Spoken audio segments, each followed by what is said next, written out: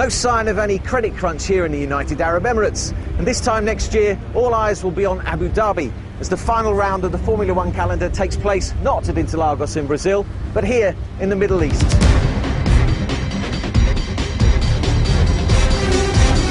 British fans will be hoping that when that date comes around in 2009, Lewis Hamilton will be defending his world crown. Of course, there's a small matter of winning his first title to go before then. So can he do it? Right now he's tantalisingly close, and there's one man in town who knows all about it.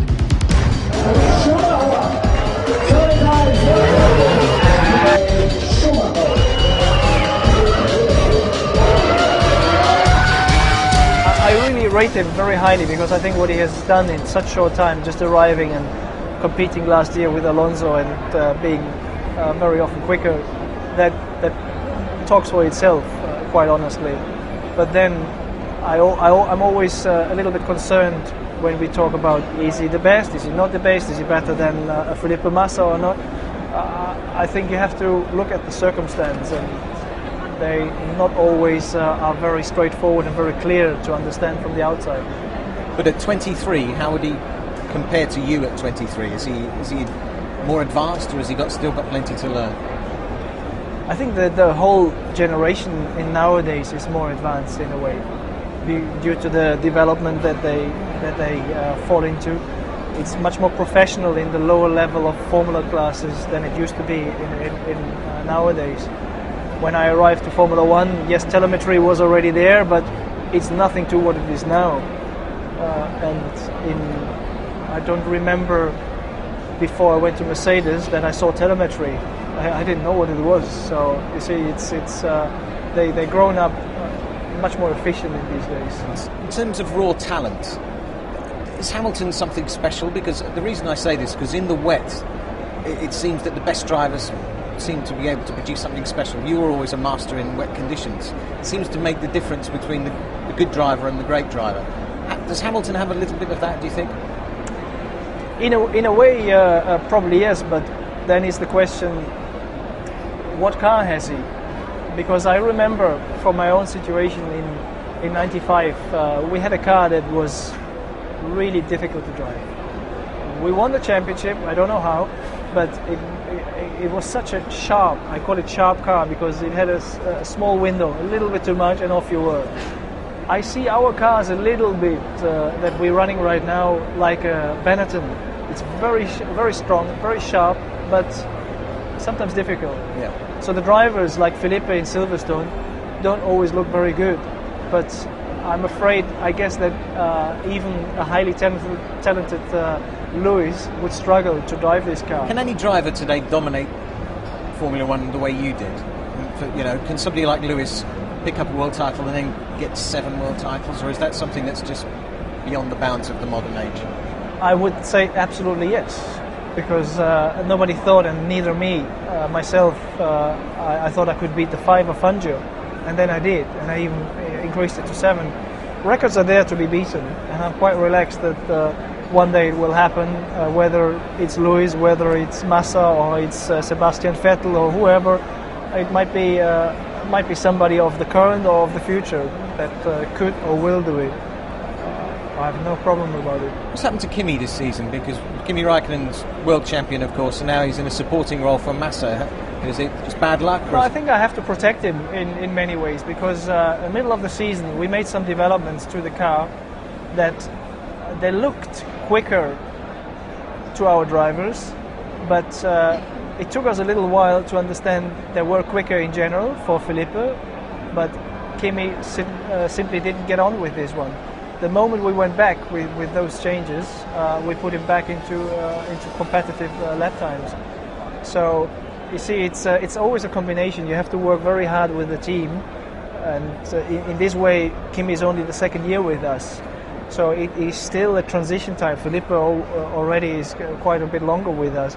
He's still in a way in certain moments in a transition time to get the team to know, and we to get him to know, and unfortunately we have faced those problems. You have a good relationship with Felipe Massa, and he looks to you for guidance. Do you get that same relationship with Kimi, or is he? I have a very different relationship to Kimi and to Felipe, naturally. in a way, it is his strengths. Talking of Kimi, that he has a very, how you say, focused vision without needing assistance, and maybe sometimes it doesn't always help him. That we could maybe help him more if he would ask for it.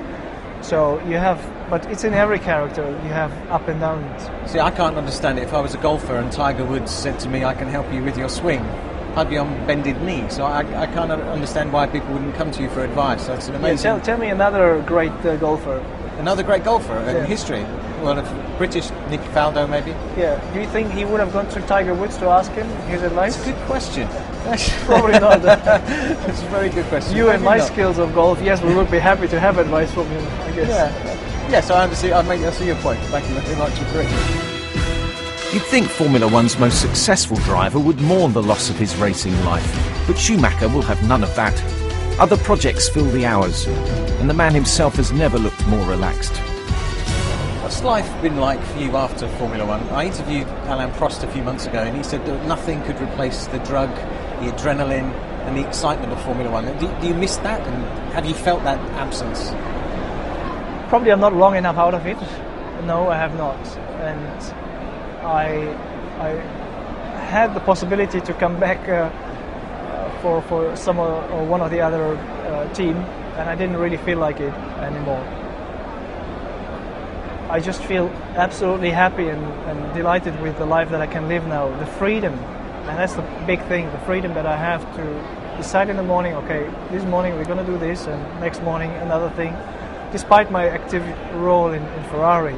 But it's time that I can organize and plan very well and simply be home when the kids have holidays. It's interesting you've got the discipline to do that, because you look at throughout sport, heavyweight champions, tennis players, etc. They're all tempted back for just one more shot at it. Did you not come back because the team wouldn't keep you at the top? Was that the difference? Did you want to just keep your legacy intact?